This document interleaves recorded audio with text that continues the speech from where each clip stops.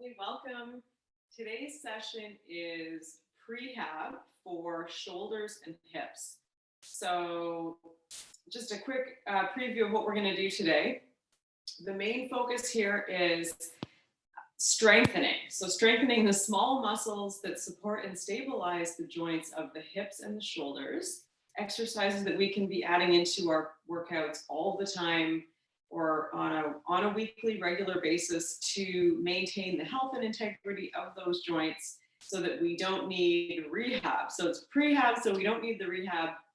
If you do have pain and discomfort already in these areas, just be careful as you go through the exercises. Anything that doesn't feel good, you should avoid. And in some cases, it's just recentering the position of your posture to get the bones in the right position of the joint so that you can go through the exercises properly. But I'll explain all of that as we go. You will need preferably a long band and a ball. And if you don't have those, join me anyway, because I'll give you some other tips that you can, suggestions that you can do instead. Okay, so here to start, as we warm up, I want you to take your hands on your hips. We're going to do an easy knee lift. So body weight equally balanced over the heels, and then bringing the knees up nice and high, similar to the way that we often warm up in our Get Supple class. So we're just bringing some circulation to the hip joint and really to the whole body.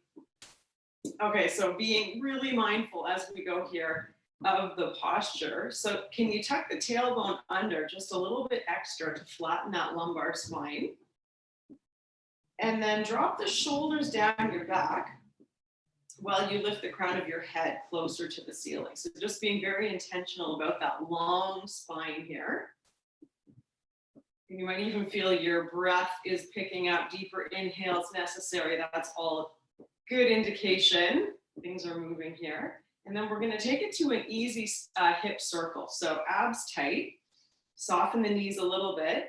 And then we're going to bring the rib cage circling slowly around the pelvis. So slow is important so that you're making sure to maximize that full range of motion and going a little bit extra slow, but still pulling through any tight spots. And then we're going to go the other way. So obviously important to keep the belly button pulling into the lower back because we want to have the stability through the lumbar spine as we circle. One more across here. Okay, and then back to the knee lift, but this time we're going to add the arms. So pressing the arms straight up.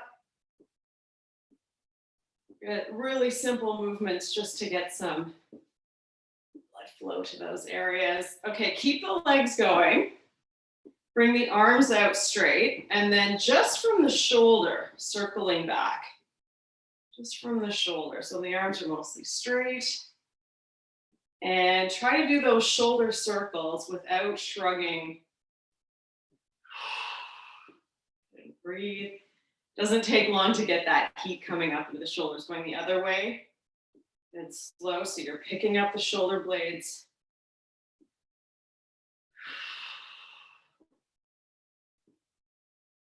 Good. And then take the feet wide, take the arms out, and we're going to slide from right to left. Just nice and easy. So again, body weight in the heels. Push your hips all the way forward. You want it to feel like your upper body, your rib cage is even a little behind the pelvis slightly. Good, and that should free up a little bit more movement in the lower back and the hips. Okay, holding on one side, take a thumb on your shoulder and then reach the arm overhead, big long stretch and bring it back. Let's do two more there. Inhale, really reach as far as you possibly can with your inhale. And then the other side. Good, thumb to the shoulder and then reach. So the bicep is targeting over the ear and this shoulder is rolling behind you. One more. And then come all the way back. Bring the arms down And standing with the feet together, we're gonna cross the ankle over the knee, squat, and then switch. Feel free to hold a piece of furniture or even have your hands on your ball if that helps to steady you here. And if this one is extremely tight for you, might be better to even be seated and then just take it a little bit more slowly. Make it work for you. That's always the most important thing here. This is the goal. So listen to your body and make it work. We're gonna do one more on each side. And then standing tall. Okay, so starting with the ball. I'm gonna bring the ball over to our side here.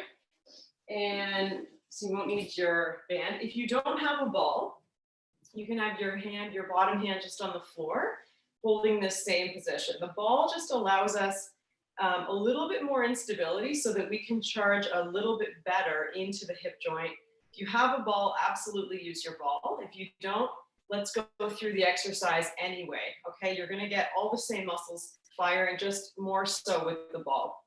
So you're gonna flex the bottom foot, the opposite of pointing the toe. Push your hips all the way forward. This is really important that you're not sticking your bum out the back, okay, to target those outer glute muscles. Lean the upper body back, tighten through the abs. So all of these instructions are important. And then we're lifting the ankle just to the height of the hip and almost back to the floor. So really simple leg lift here.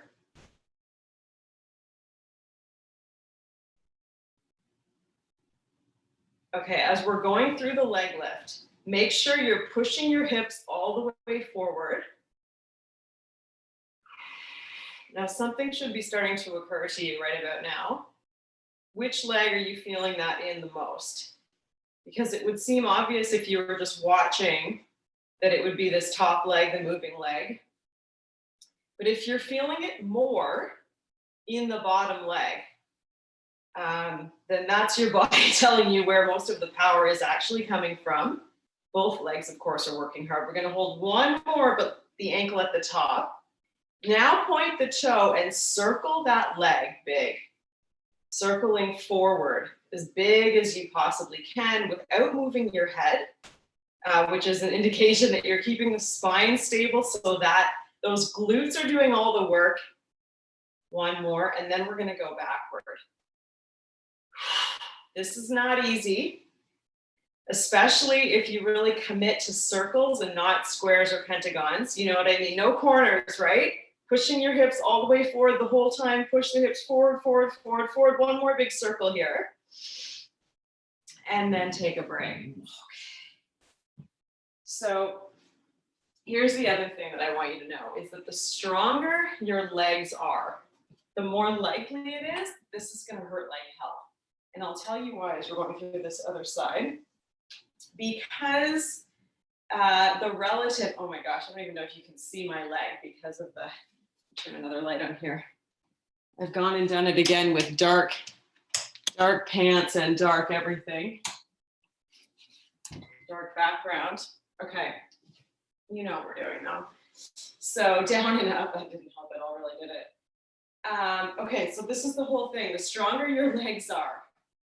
So give yourself some credit. If this feels ridiculously hard, and you know that you usually have very strong legs, those big, strong muscles have now a relative, create a relative weakness on some of the smaller muscles that don't get as much attention when we do big lifts like lunges, squats, and everything in that category. And it'll be the same for the upper body. One more here, hold at the top, point the toe, and now we're circling really big, but keeping the hips forward and the head very still. Good, use your breath. Keep the core very strong.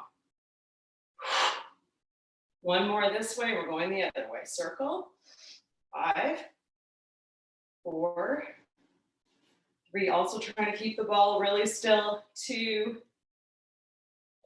1, okay. Yeah, so in essence, this would be much easier if the rest of your body was also not as strong, but that is probably not the case if you've been doing these classes No doubt you're feeling this as well. So we're gonna move on. Next one that we're gonna do is for the upper body. So we're gonna alternate here. So prehab for the upper body. We're gonna take this ball, we're gonna go sideways, that's a better view here, and anchor your feet on the wall or a piece of furniture just so that you don't slide. It would work fine if you have a good grip on the floor as well. And with your thumbs facing up, we're going to take the arms. So first of all, roll the shoulders back. So you'll know that that's working because your arms will shorten about a foot off the ground. And then belly button pulls in tight to your lower back. So we don't want any rounding or arching in the low back. And then we're lifting the thumbs as high as possible. And then come down as low as you can without touching the floor and still keeping the shoulder blades pulled back. So I'm not at any point letting the scapula release, keeping them retracted, and then lift. And if you're really tight in your shoulders and you tend to have sometimes have pain there, you'll feel right away how much better just holding the shoulders back allows you to move the arms. You should have that freedom of motion with a little bit less grinding at least and no pain. Okay, check in and make sure that it's 100% arm movement by making sure that your ribs are not lifting on the raise. Good, last 5, 4, 3, 2, 1. Take just a quick break here. I'm going to turn to this other direction. So we're going to do another one for the arms, which is now having the elbows together. So your feet are still anchored to the wall. Ball is in the same place, which should just be under your hip bones for the most part. Elbows touch, and we're going to bring the elbows apart and lift the forearms, the elbows, and the wrists as high as we possibly can. So it's not like this. We don't want the fingers ending up pointing to the ceiling. Try to keep the elbows and the wrists level, and then the elbows touch. Inhale, squeeze the shoulder blades together in the upper back. Exhale, touch. So now targeting those small muscles that help to hold the shoulders back, strengthening the upper back. And so even when we work some of those bigger back muscles, the lats, especially as they get extra strong, these muscles can get weak. So we want to do a little extra focus here when we can. Good. Eventually working up to when you can do 3 sets of 15 reps of this exercise, that's when it's a good idea to start having some small hand weights. You just don't ever want it to be so heavy that you're not able to do a full range of motion. You want to feel that you're getting those arms all the way up at the top. One more here. And then relaxing your arms all the way back down. Okay, if you're feeling some good heat in those muscles, then that's a good sign. We're going to do one more for the upper body before we go back to the lower body. And that is going to be now for, we did the arms straight. Okay, so this one is now with the arms extended straight out to the side. So this will complete the range of motion here. So arms are straight instead of bent, but we are lifting to the side once again. All right, here we go. For 15, up and squeeze, and then down. So if you can ignore your arm muscles and try to do all of the lifting with your shoulder blades. So you squeeze them together, and then you release them apart. Squeeze them together, release them apart. Like your thumbs are poking straight up to the ceiling. Chin is pulling in towards the neck.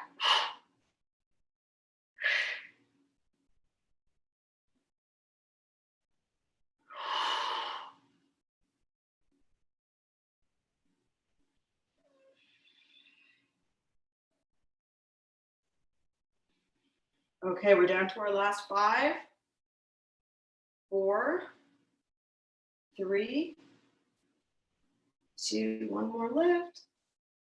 Okay. And then taking a break from the arms. All right.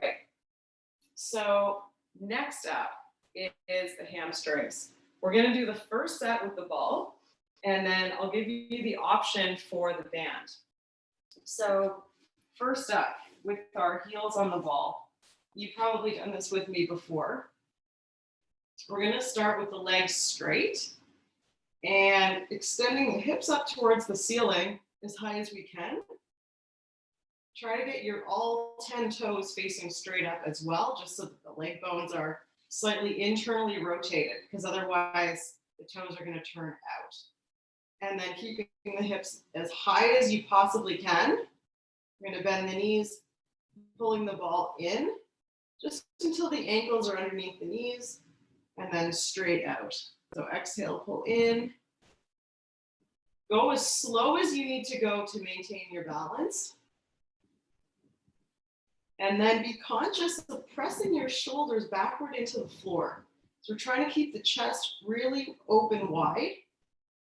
And when you get to that point with the balance, you want to see if you can even have your palms facing the ceiling, just helping that external rotation of the shoulder as we're pulling in.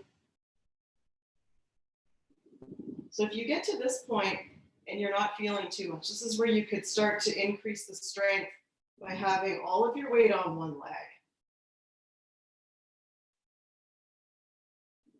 Just want to show you those options. None of them are necessary unless you're not feeling challenged in the back of the legs. So let's do one more rep here. And then take a little break. Okay. So if you didn't have a ball and you only had a band, I want to show you this other option. So I'm going to I've got a little banister here. I'm going to wrap this band around. And this is another very effective exercise for the, for the hamstrings. So I'm clipping my band together so that I have a loop that is anchored on this banister here that's not going to go anywhere.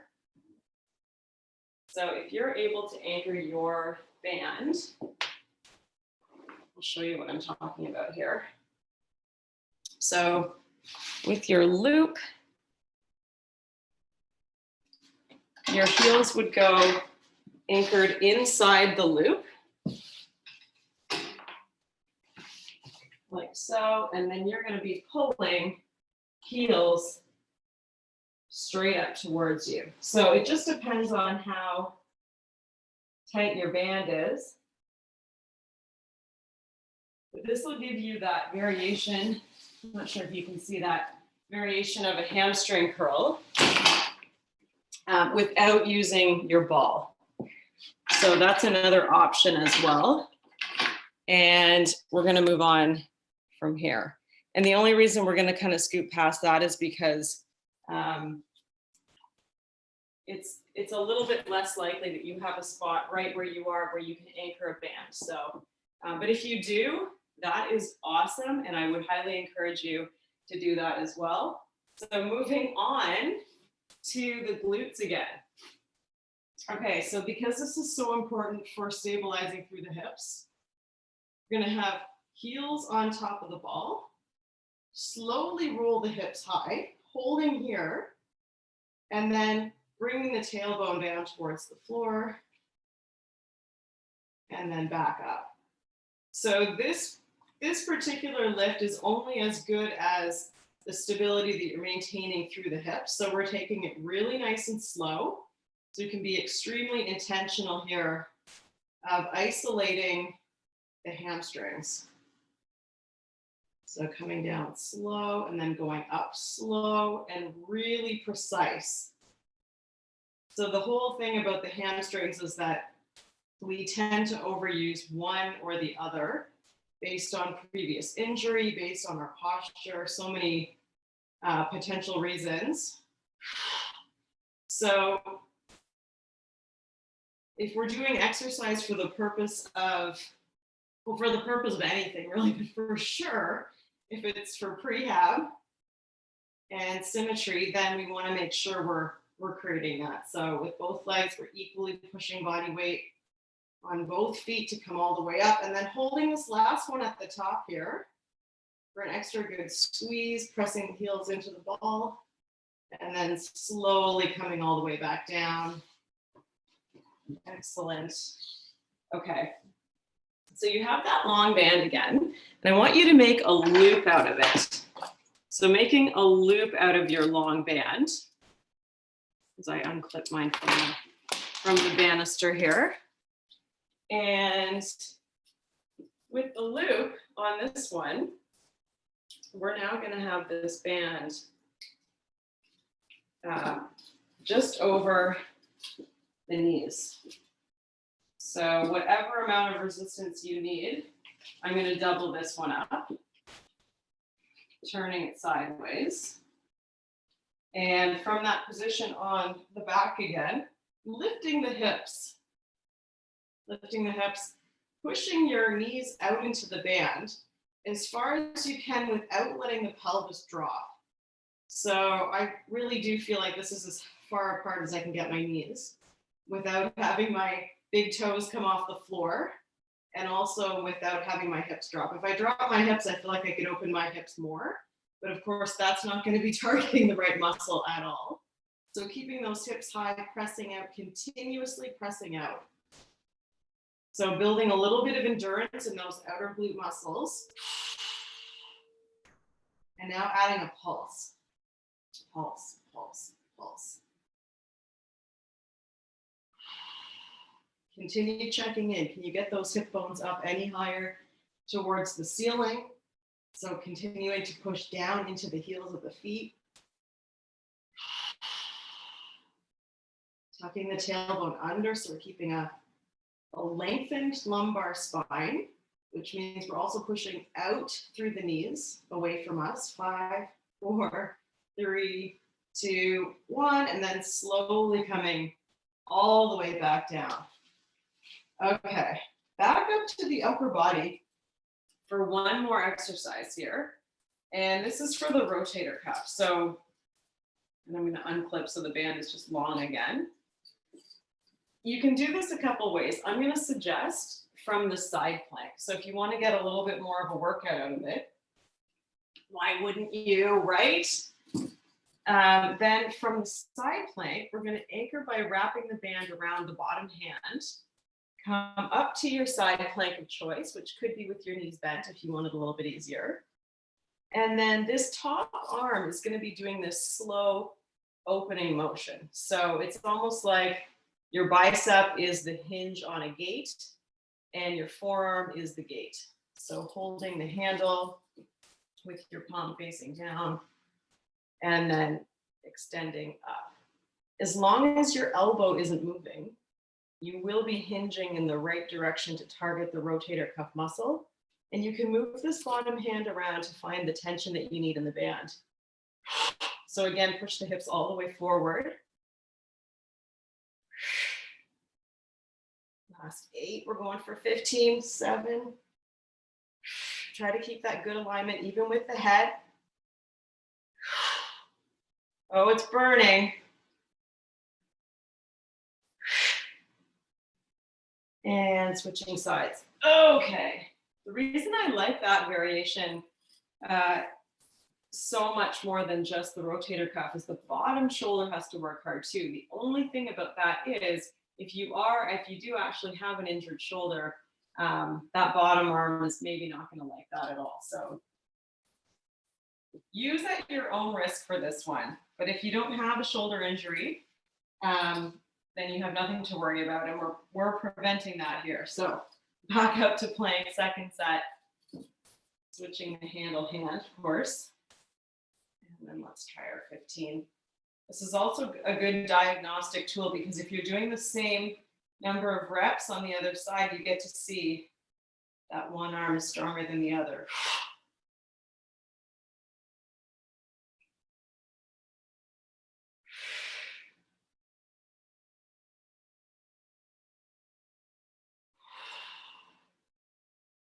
Last 3.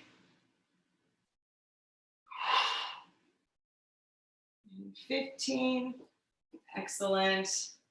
Okay, so in not very much time, we went through a whole series of uh, basically physio type exercises for the shoulder joint and the hips.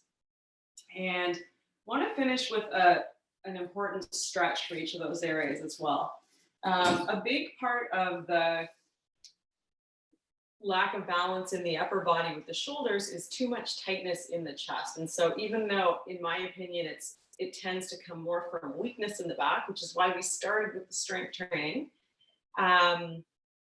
the range of motion and the flexibility from the front side is really important as well.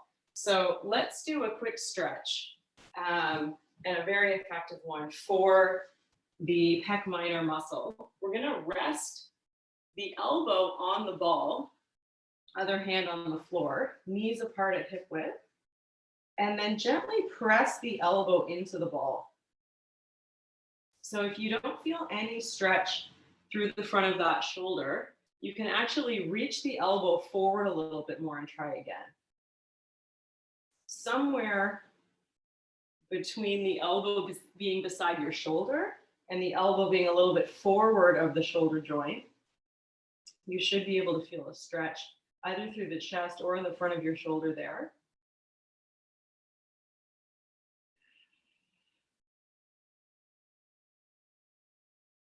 Good, one more deep breath here, and then switching sides.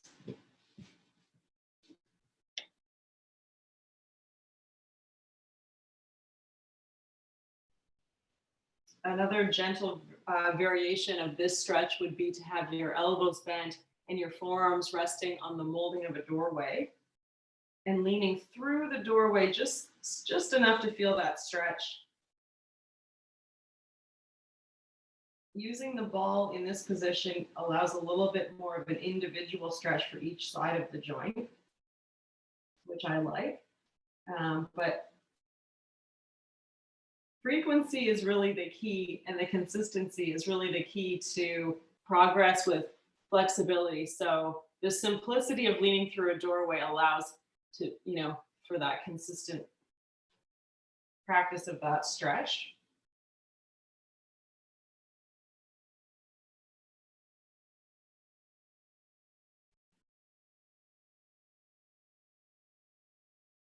Okay, and then switching. So without the ball, let me just roll your ball out of the way here.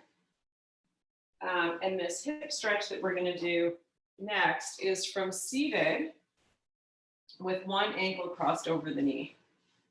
So you're basically in like the start of a lotus position, hands behind your back, and please feel free to lean back as much as you need to just even get into this position. So even if it's really awkward, really uncomfortable, not painful, of course, but just if it's really awkward, really uncomfortable, hard, hang in there. Even if you are leaning way, way, way, way back just to get your ankle into the position, this is the range of motion that we need the hips to be able to go into to keep the health of the lower back. So it's not necessary to have, your knees flat to the ground, although that would certainly allow for a lot of comfort and flexibility.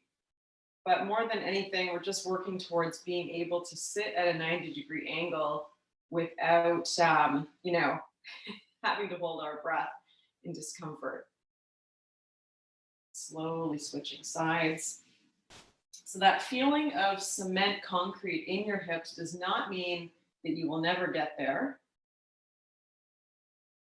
But it does take a regular practice of coming into this position.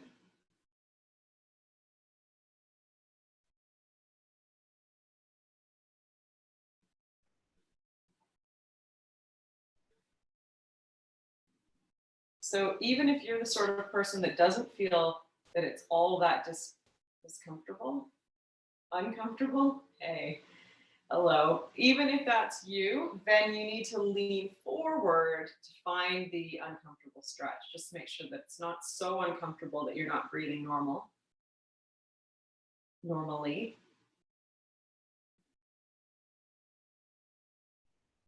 One more deep breath here.